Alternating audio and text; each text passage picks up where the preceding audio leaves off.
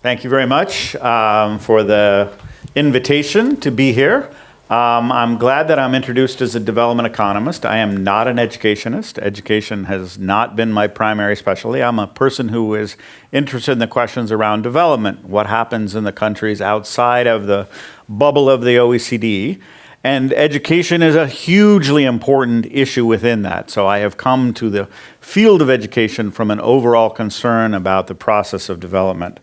And I'm talking here today because I've been the research director of a very large-scale, multi-year, multi-country study that is asking precisely the question, how is it that one can promote more successful education systems?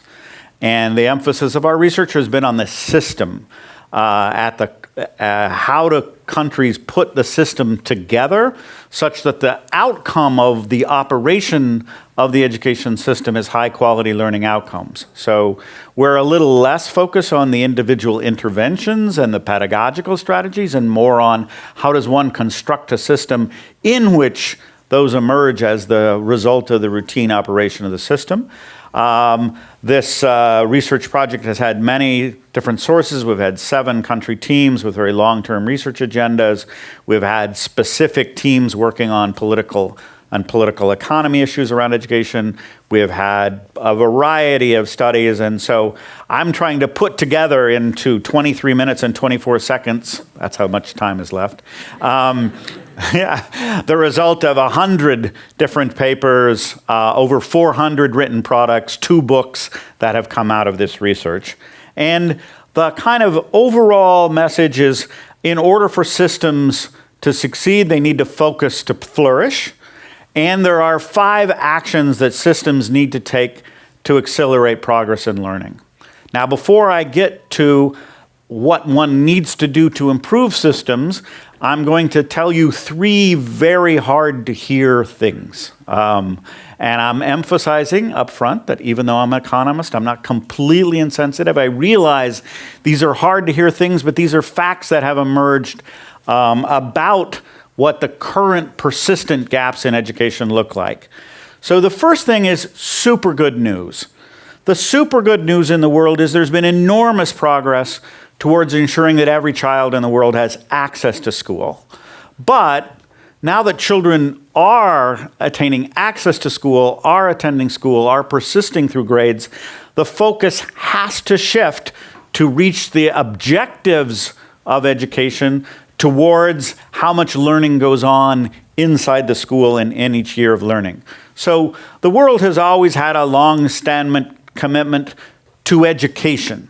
And by education, the notion has always been that during their time in school, children will acquire the skills, the knowledge that they need to be successful adults in their society. So the vision of education has always been about the acquisition and preparing youth for their roles as adults. And the world has since 1948 at least, has always had a commitment to universal education. But when you think about education, the kind of acquisition of the learning that is needed is going to happen as children persist through school. So there's 2 ways that you can sort of get higher learning. One is you can just have more time on task. You can stay in school longer. And if you're making progress in each year of schooling, you get more skills by the time you're finished. The other way is to learn more per year. If you want to have a larger stock of learnings when you're done, you need to learn more per year. Now, what the world has made tremendous progress in is the first, is moving more and more kids through school. So in 1950, the average adult in the developing world had 2.1 years of schooling, and 85% of the adult population had no schooling at all. That's been revolutionized to where by 2010, the average adult in the developing world had 7.1 years of completed schooling. That means there was more progress between 1950 and 2010 than in all of previous human history combined. So all of previous human history led to 2.1 years. And in the intervening 1950 to 2010, 60 years, there was an improvement of over 5 years. So twice as much progress in 50 years as in all of human history combined. But that's over. The scope for the world to improve the learning preparation of youth by expanding the years of schooling, we've run out of room in some sense. So what this figure shows is the fraction of children that didn't acquire foundational skills, and how many of them didn't acquire foundational skills because they didn't attend schooling, and how many of them attended schooling but nevertheless didn't get to the level of foundational skills. And if you look back to 1960, the overwhelming reason why children weren't getting skills is they weren't going to schooling. So it made a ton of sense to focus on getting kids into school, expand the system. Even in 1990, it was still the case that a significant fraction of those not getting to foundational learning were not getting to foundational learning because they never went to school or they didn't complete primary school. That's kind of over. Now, nearly all children in the world who don't end school with don't reach the age 15 or 16 with foundational skills have gone to school, and they've gone to a lot of school. They've actually finished at least primary school. So the ability to improve the learning by expanding the time on task is kind of limited, which means we now need to focus on that children learn more per year of schooling. But here are 3 hard things about that. First, most children in the world are not, in fact, reaching a level of basic skills that corresponds to the SDG goals. So, and it's in many of the lower performing systems, it's nearly everyone is not reaching basic skills. It's not that it's a rare thing to go to school and not get the basic skills. It's a very, very common thing. So in sub-Saharan Africa, 94% of children are not reaching basic skills. Now, and that even for sort of middle-income countries like in Latin America and the Middle East, that's still 2/3. 2/3 of kids are not getting to the SDG level, and we've put Finland on here as one of the highest rates in the world. Nearly all Finnish children are reaching this threshold of basic skills. Now, the reason they're not reaching basic skills in a sort of arithmetic sense is the learning profile is just too shallow. So the learning profile is just a descriptive technique of saying, what do children who've completed various grades, what do they have when we measure sort of some measure of learning on the vertical axis? How much progress are they making from year to year? And these are sort of learning profiles that have emerged from recent UNESCO surveys. And what you see, particularly with respect to foundational numeracy skills, is that if you look around the world, some countries, and the purple is the top 3 performing of the 22, I think, schools that we have data for. The well-performing systems, children make very rapid progress in the early grade at getting to foundational numeracy and then continue to make progress. Whereas in the low-performing systems, there's not progress towards foundational numeracy early in the grade. So by the completion of grade 4, in the lowest performing countries, only 3% of children have gotten to foundational numeracy by grade 4, as opposed to 75%, which is possible. Meaning we're not comparing to some abstract standard. The top performing countries in the sample, which are all developing countries, are getting to 75%. So the first thing to focus on is one of the persistent gaps that needs to be addressed in education is the gap in the early acquisition of foundational skills. Because without the early acquisition of foundational skills, it really becomes impossible to get students to an adequate level by the time they finish schooling. So that's the first thing. And there's just huge variation around the world, but the average is very low. So the average across the developing world is about half of children are finishing primary schooling unable to read. Half. which means, again, these children have attended school year after year, day after day, and yet are not being equipped with even the most modest of skills. So, the second thing is that these gaps are not primarily between the rich and the poor or the advantaged and the disadvantaged. They're across countries. Countries have low-performing systems, and in those low-performing systems, nobody is getting a good education. So I did a recent study with a co-author in which we said, what would happen in these countries, or let's identify the advantaged socioeconomic elite. So let's say male students, urban students, native speakers of the native language, of the dominant language. Let's take out the typical categories of disadvantage. And then let's take a measure of the household socioeconomic status and take the elite. Let's take the top 5% of the socioeconomic status. So we're talking about advantaged elite children. And of the advantaged elite children, in 5 of the 6 countries that participated in the PISA examination for the developing countries, less than a quarter of the advantaged elite students were reaching the MDG, were reaching the SDG 4 level of performance. So what that means is, even if you eliminated all the sources of disadvantage by pushing every child in the country to the current level of the advantaged elite, you still would be under a quarter of the children getting to basic skills. Again, that kind of has to be true, because if you look back to the fact that 94% aren't getting it, if 94% aren't getting it, it means lots of children who are from the advantaged elite aren't getting it. You can't have these super high rates and not have it being affected everybody. And this is super important because closing the persistent gaps means everybody in the system has to learn a lot more, not just the disadvantaged students. I'm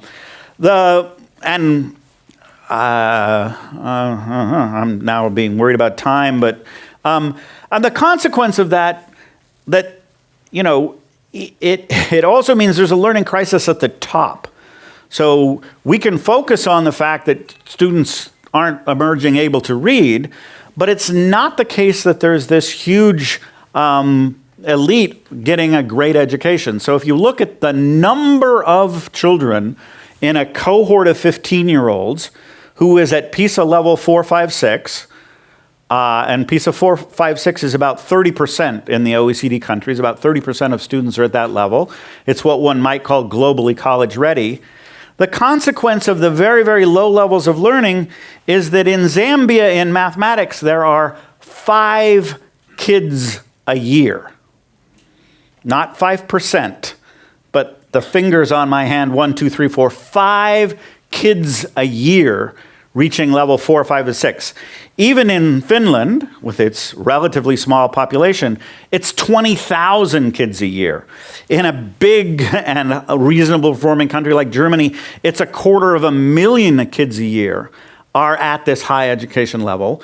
But the gap we have in the world is there is no education performance elite in these countries. There's less than 1,000 students total each year at even the level at which, again, there's 250,000 Germans. So then the final thing, before I get into the 5 messages, is it's not just that things are bad, it's that things have been getting secularly worse. The average trend in the developing world is still downward. So we have a very recent study that used the demographic and health surveys that had multiple rounds of survey over years to say, of a woman born in 1958, say, who attended 5 years of schooling, what's the likelihood she could read like a single simple sentence? So the literacy test wasn't some sophisticated thing. It's like, can you decode the sentence, farming is hard work, in whatever language of your choosing? So this wasn't a test of English, it wasn't a test of the dominant language, whatever language you're choosing. Now the interesting thing is, you can see the progress in the first panel of the fraction by year of birth that actually attended 5 or more years of schooling. So schooling expanded. Vastly more women were attending school. But if you look at the probability a woman who attended school for 5 years could read, it went up in Vietnam, a high-performing country. It declined massively in Uganda. So a woman born in 1958 who attended 5 years of school had an 80% chance of being able to read. By the time you went to women who were born in the in 1998, which is the latest data because it takes time for this to evolve, only 40% of women who completed grade 5 years of schooling could read a single sentence. So the likelihood of being able to acquire reading during primary school plummeted.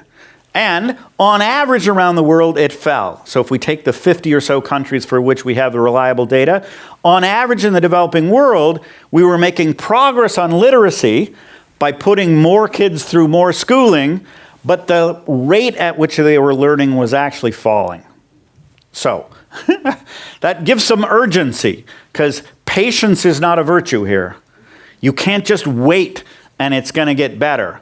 Things are still going in reverse, which is why we need to talk about the 5 actions to put every country's education system on a path to universal early foundational learning, and therefore the subsequent education goals. Because you can't get to the PISA level 2 performance, that's the SDG for secondary, without getting to early learning.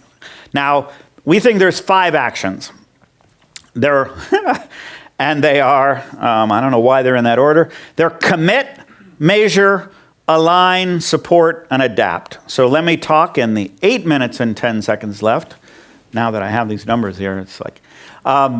So the first is, and it might sound like obvious, but the first thing is if you want to really have learning progress, you have to commit to it. And many country education systems really aren't committed to learning. They exist for a variety of purposes. They push kids through school. They build out the school system. They're committed to attendance. They're committed to enrollment. They're committed to the kind of trappings of it, but they don't really have a clear, driving, purpose-driven commitment to learning. And without that, it's very difficult to make anything else succeed.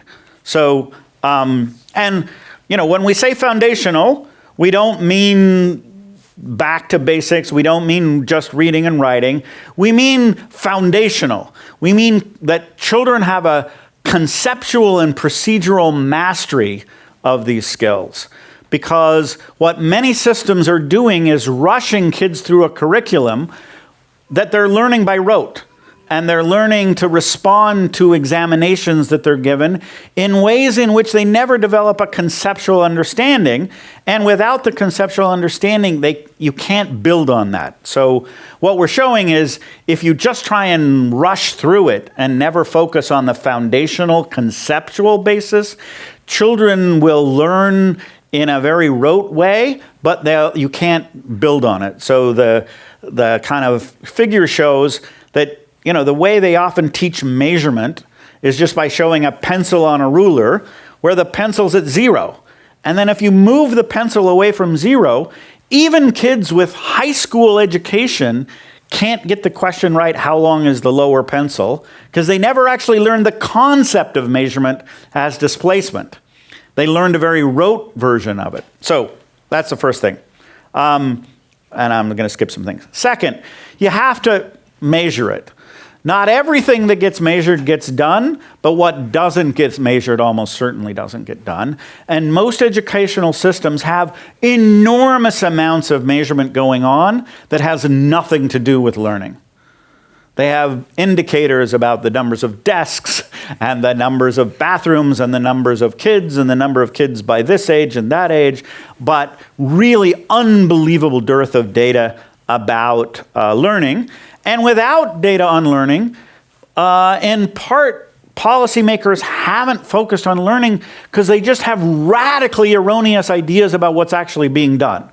So when you interviewed sort of this variety, 600, almost 700 senior government officials about the focus on education, they weren't really focused on learning, in part because when you asked them what students knew, they were radically overestimating the performance of the students in their system. So they just didn't know what the students didn't know, and hence if you went to them about what their priorities were, they could imagine all kinds of other priorities because they were radically underinformed about the performance of the students in their own system. So, these measures of performance are needed because when you actually do measure learning, you find that it's often tapering off. So this is a study done as part of RISE for Indonesia, where we ex post measured what students had completed various grades. And what you see is, even on mastery of simple primary school arithmetic, the kind of competency went up till about grade 6, but since there hadn't been a focus on any conceptual mastery, learning just stopped. So even though they weren't, in fact, they hadn't even mastered this sort of primary school arithmetic, but they weren't making any progress on it either. So it ended up, for just one example of this, of kids completing grade 12 in Indonesia, only less than a third of them could answer the question 2/3 minus 1/6 equals. So we're not talking calculus, we're not talking algebra, it's just 2/3 minus 1/6 equals. And they weren't mastering that because they didn't understand fractions early, conceptually, which meant there was nothing to build on and they never got built on. So, third point is you need to align your systems around your learning commitments. Again, sounds like common sense, but it's not what's being done. And what we mean by align is many things. First, you need to align your system as a system of accountability around your learning commitments. Once you have learning commitments, your accountability structures and your reporting structures and your reward structures need to be aligned around that. One of the areas of alignment is just aligning what you're teaching with what the kids are actually able to learn. So what's happened in many countries is there's this massive gap between the curriculum, and so in the graph you're seeing the green line is the pace at which the curriculum is moving ahead, and the blue dots are the distribution of where students are. And so, for instance, the typical 8th grader in Rajasthan, India, is really only mastering, the typical student is only mastering about grade 4 curricula. Which means if you attempt to teach them the grade 8 curricula, they just can't do it. They're not ready for it. It doesn't matter how spectacular you are and whatever equipment and materials and pedagogy you have. If you're an 8th grade teacher that's being required to teach an 8th grade curriculum that's 4 grades ahead of where your students are, that's an impossible task. So you need to realign, and we can show that when you do realign the curriculum and teach to the level of the student, you can actually get very massive gains very quickly because the student all of a sudden is being reached at their level and helped forward. And currently, again, systems, the alignment between what's in the curriculum, what teachers are actually doing, and what the examinations that drive the high stakes in the system are doing are completely different. So the size of these circles is the sort of emphasis. What's up is very high-level conceptual tasks. What's down is very rote learning. And you see that the curriculum is expecting the students to be very high across a very broad array of topics. The actual teaching time is on very narrow topics at a very basic level. And then the kind of examination system is neither connected to the teaching time nor to the curriculum.